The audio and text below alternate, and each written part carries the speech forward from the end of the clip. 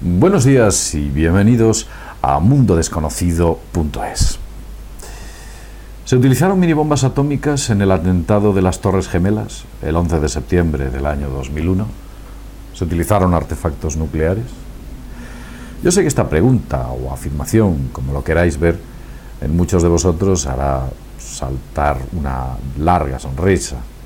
Tal vez en otros tantos esta afirmación puede producir una especie de curiosidad.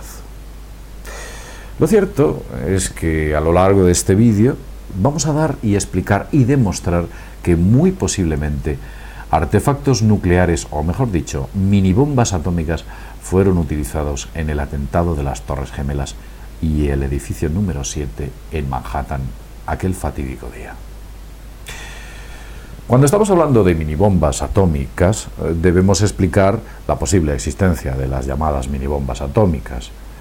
A efectos prácticos no parece existir, o el arsenal nuclear no reconoce la existencia de pequeñas bombas atómicas. Lo cierto es que deberíamos recapitular e ir al pasado y ver que aquello que nos parece ciencia ficción en la actualidad no lo era hace más de 70 años. Veréis, las primeras referencias que existen sobre las minibombas atómicas datan al año 1944, durante la Segunda Guerra Mundial. Los norteamericanos por entonces tenían el llamado Proyecto Manhattan. Este Proyecto Manhattan estaba muy en pañales. El Proyecto Manhattan, y para aquellos que no lo sepáis, fue el proyecto por el cual se pretendía desarrollar un artefacto nuclear por parte de los Estados Unidos. No consiguieron en el año 1944 haber extraído cantidades significativas del llamado uranio 235 fisionable, un isótopo radiactivo raramente encontrado en la naturaleza y que hay que extraer de toneladas y toneladas de uranio normal y convencional. De hecho, en 1944 los norteamericanos solo tenían unos pocos gramos. Tampoco tenían los cálculos necesarios para saber la cantidad de uranio necesario para producir la llamada masa crítica necesaria para una deflagración. Y por supuesto tampoco disponían de los detonadores apropiados para deflagrar dicha bomba atómica.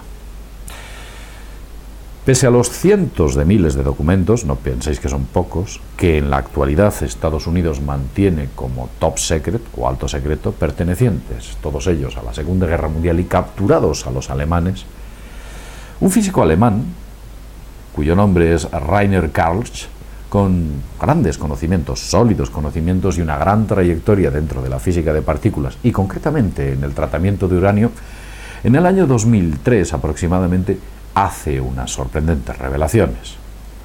Asegura que Hitler no solo disponía de la bomba atómica, sino que tenía en su haber minibombas atómicas capaces de deflagrar pequeñas cantidades de uranio. De hecho, él las llama granadas atómicas.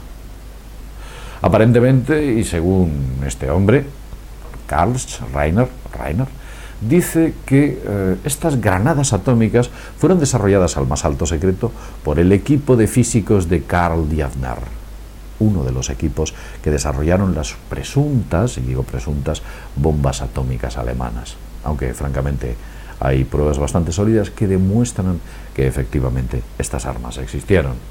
De hecho, incluso llegaron a desarrollar reactores o intentaron desarrollar reactores nucleares para los submarinos de la clase 21. Han pasado muchos años y miles de pruebas en los norteamericanos han efectuado con bombas atómicas. Pero esa enorme cantidad de miles de armas nucleares que tiene Estados Unidos en su subsuelo y en sus bombarderos, que mantiene activa, parece no solo ser el único operativo disponible como arsenal atómico. Aparentemente dispone de dispositivos, mini dispositivos nucleares, que desde luego existen. Y como veis, hace 70 años ya tenían en desarrollo el ejército alemán. Pero vamos a centrarnos en el 11 de septiembre del año 2001, que es de lo que nos trae hoy aquí. El presunto ataque de los aviones, recordáis la escena, 2 aviones derriban 2 edificios en Manhattan. De hecho, 2 aviones derriban 3 edificios, algo totalmente sorprendente. Esos 2 edificios eran enormes rascacielos, Los dos más importantes eran las llamadas Torres Gemelas. Asimismo, un tercer edificio cae misteriosamente, la llamada Torre 7. Son cientos, si no miles, los documentos que desmontan la versión oficial de los hechos. Una versión oficial totalmente insostenible. Esta versión oficial es tan fantástica e inverosímil que casi yo me atrevería a decir que es un insulto a la inteligencia. Existen varias teorías que tratan de explicar cómo fueron demolidos los rascacielos, porque así fue. Fueron demolidos literalmente. Vamos a explicar brevemente estas teorías y luego hablar de la hipótesis nuclear, para que os sorprendáis de las pruebas que se encontraron con respecto a la utilización de armamentos nuclear dentro de esos edificios. Veréis, la teoría número 1, la T1, es una teoría que hace referencia al colapso de las Torres Gemelas debido a las altas temperaturas producidas por el combustible de los aviones, unido a la debilitación de la infraestructura, de la estructura interna de sus pilares, que consiguió que los edificios se derrumbasen. Esta es la llamada teoría oficial. Un enorme calentamiento por parte del combustible de esos aviones debilita la estructura interna o el núcleo de esos pilares y hace que se derrumben. Lo cierto es que hay cuestiones que son insalvables y muy difíciles de responder, que por supuesto no responde la comisión del 9/11. El problema reside en que el combustible del avión jamás hubiera alcanzado la temperatura necesaria para debilitar el acero con el que estuvieron construidas las Torres Gemelas. El problema número 2 reside en que los edificios estaban preparados para soportar impactos de aviones similares, pudiendo jamás cercenar las gruesas columnas de acero con el fino aluminio de la estructura de esos aviones. Al parecer, todos estos datos han sido elaborados por expertos, no penséis que esto se me acaba de ocurrir a mí. La estructura y la resistencia de los aceros utilizados en el World Trade Center le costó la explicación científica de la imposibilidad o insostenibilidad de la versión oficial a alguno de los físicos, científicos y técnicos que denunciaron los hechos. Les costó el puesto denunciar que la tesis oficial era insostenible. Lo cierto es que, como sabéis, hay técnicos y científicos que trabajan para el aparato, cobran del aparato y, por supuesto, les interesa mantener las tesis del aparato. Aquellos que son freelance y trabajan por libre y tienen una forma de actuar con una gran libertad, analizan las cosas desde un contexto bastante más objetivo y llegan a conclusiones, como habéis visto, más interesantes. Pero vamos a continuar porque las cosas no terminan ahí. La versión del recalentamiento de los pilares parece ser insostenible también porque la caída libre de la estructura es incompatible con tal teoría. Es como si todos los pilares y a todas las alturas se hubieran debilitado y se hubieran vuelto mantequilla y el edificio cae a la velocidad de caída libre, 9,8 metros por segundo, como así sucedió. Vamos a continuar con la teoría 2, una de las que más fuerza ha cobrado dentro de las llamadas teorías alternativas, que posiblemente sean mucho más verosímiles que la llamada versión oficial. La T2 o la teoría número 2 hace referencia a la utilización de nanotermita para cercenar los pilares centrales, cortándolos como si fuera papel. La termita alcanza enormes temperaturas. Esta teoría tiene bastante peso, ya que se encontraron numerosos pilares cercenados y cortados de manera semejante a las llamadas demoliciones controladas. Si bien es cierto, y es curioso, que días antes del atentado de las Torres Gemelas tuvo acceso libre un misterioso equipo de mantenimiento al que se le permitió el paso a la estructura de los edificios para hacer no se sabe muy bien qué tipo de labores. Pero desde luego jamás pudieron colocar los cientos y cientos de cinturones necesarios en las vigas o en los pilares para poder cercenar todos esos pilares. Hubiera sido imposible, hubieran necesitado muchísimo tiempo. Curiosamente, el polvo de los escombros encontraron enormes o significativos restos de termita, un dato avalado también por expertos. Uno de ellos fue Marcos Hightower, ingeniero químico y experto en demoliciones, quien efectivamente encontró la nanotermita dentro de los restos, de los escombros del World Trade Center. En resumidas cuentas, la termita pudo haber sido utilizada parcialmente para la demolición de las torres. Vamos a hablar de la teoría número 3, tal vez sea la más exótica de todas, y hace referencia a la utilización de energías de electromagnético, de pulso electromagnético, las EMW, que si bien es cierto, el arsenal de los Estados Unidos ya dispone de ese tipo de sistemas de defensa, resulta extremadamente complejo crear un operativo con dispositivos EMW capaces de cercenar limpiamente y sin dejar sospechosos rastros de su utilización. Judy Watt, un ingeniero de mecánica de la Universidad de Clemson, explica magistralmente esta teoría en un libro que escribió. El libro es ¿A dónde fueron las torres? Interesante título. Pues ahí Judy Watt explica la famosa teoría de la utilización de armas de pulso electromagnético, armas de fuerza. Asimismo, se observa claramente sobre esta teoría que las deflagraciones son interiores, del interior hacia la parte exterior. Por tanto, la demolición de esos pisos no parece obedecer de un agente externo. En realidad, algo explotó literalmente en el núcleo de los pilares que tenían las torres. Asimismo, es difícil explicar la miniaturización de las piezas de las torres. Cuando caen las torres gemelas, los escombros que allí quedan, uno de los objetos o los testigos que estuvieron recogiendo aquellos escombros comentaban que era difícil encontrar objetos de un tamaño mayor al de una pelota de tenis. Algo había machacado literalmente la estructura y todo lo que dentro de las torres había.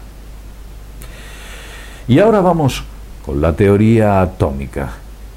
La teoría número 4, que ha ido evolucionando y a la cual se le han ido añadiendo datos con el tiempo. Aunque esta teoría, la teoría atómica, parece impresionante, no por ello es menos posible. Como ya he dicho antes, de hecho, día a día es la que más fuerza va cobrando. Vamos a explicar cómo fue, o cómo presuntamente fue. La utilización de minibombas atómicas, la llamada tesis de Jeff Prager, quien es una serie de audiencias que efectuó en Vancouver, en Canadá, demuestran que Manhattan fue escenario nuclear el 11 de septiembre del 2001. Entre otras cuestiones, él dice lo siguiente, y ahora estad atento a los datos que os vamos a dar. Aparentemente, y después de analizar las decenas de muestras de polvo adquiridos por los servicios geológicos de los Estados Unidos, los resultados fueron absolutamente reveladores. ¿Qué es lo que encontraron en estos restos de polvo? Veréis, en primer lugar encontraron bario y estroncio. Ninguno de estos elementos debe aparecer en las muestras, por supuesto en altas cantidades. Los niveles normales deben estar aproximadamente en 400 puntos por millón sobre el bario y por debajo de los 700 puntos por millón en el estroncio. Las cifras que se alcanzan en las muestras superan los 3000 puntos por millón. Algo que demuestra que efectivamente hubo o existió la utilización de estos elementos radiactivos. Las muestras fueron tomadas en la calle Broadway y Juan.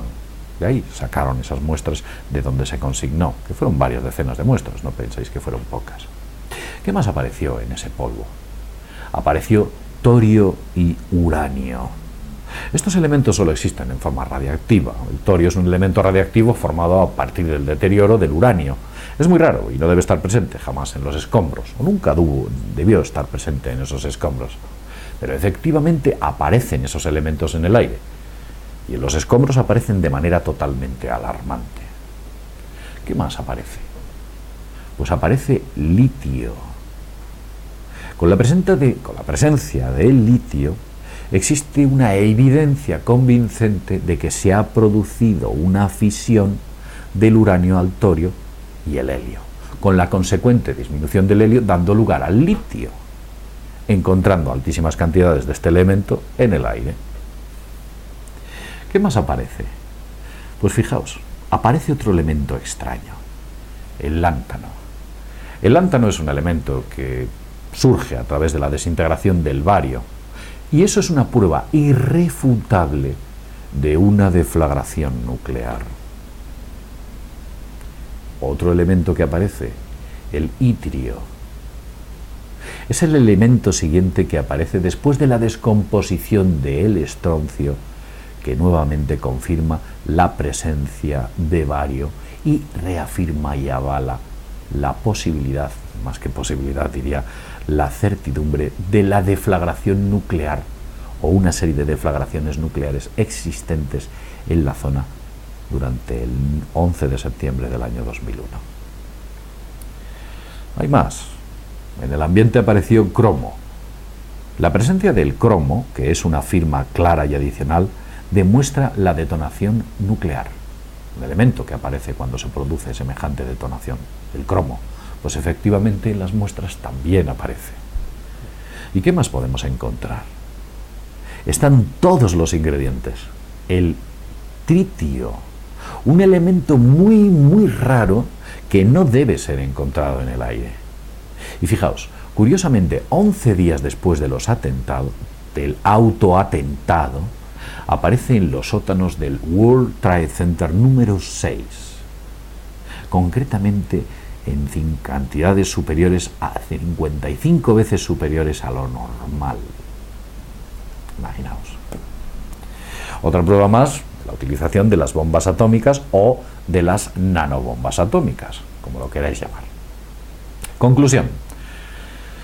En Vancouver, en Canadá, hubo una conferencia en la cual se hablaba sobre la verdad del 9/11 y se llega a las conclusiones de que efectivamente las voladuras de las torres se hicieron utilizando, y observar el dato, 10 mini artefactos nucleares por torre, distribuidos a distintas alturas.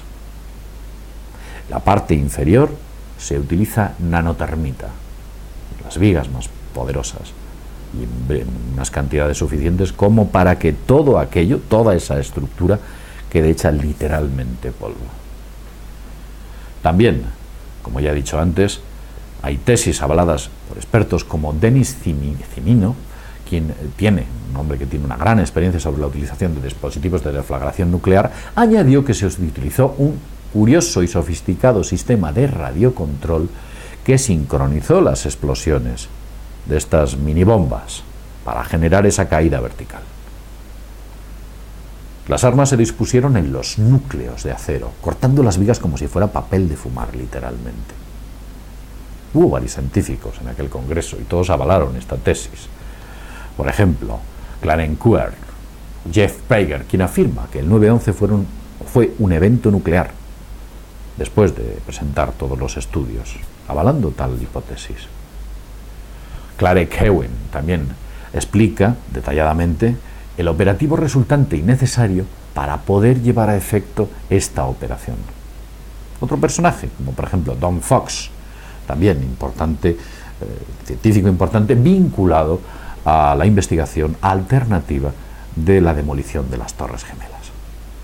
Fijaos, uno de ellos, Dmitry Kalevkov, llega a decir que la instalación de los dispositivos pudo haberse efectuado durante la construcción de los propios edificios.